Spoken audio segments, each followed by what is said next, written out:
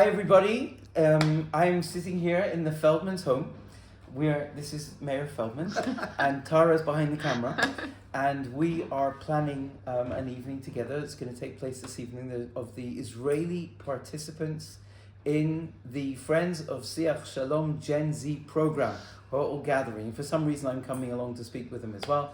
And it's Good reason. And it's really lovely to be here.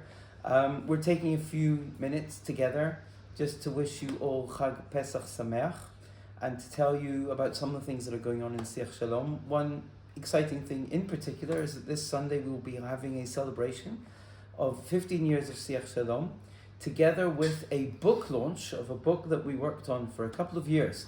It was a project that we gave to MA students, and we got MA and PhD students, and we got them to write serious essays about the meaning of Shalom in Jewish thought. And that book went through a whole process and being edited and being published, and we're going to be doing a book launch together with the President of the State of Israel, who will be participating in the event, and unless things go wrong, which they tend to do. That's very exciting and something to look forward to. The day itself will be dedicated to bringing as many of our graduates together, our alumni together as we can.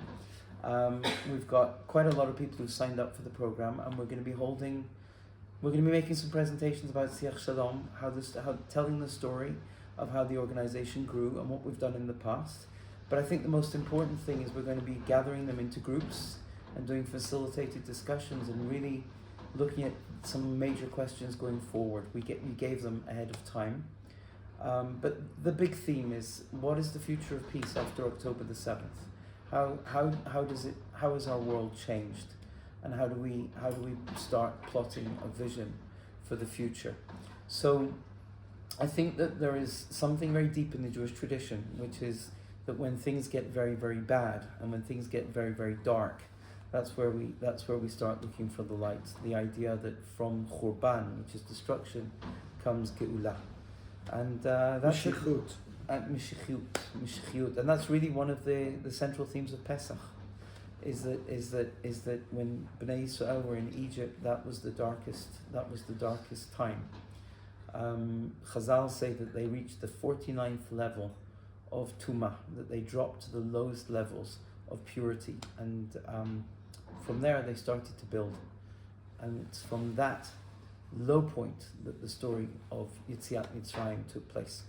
So I know that it's been a really hard year for all of us.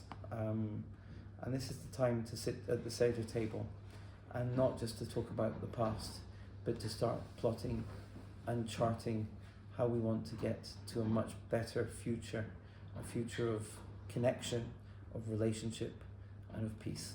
Chag Kasher B'Sameach. Amen. Amen.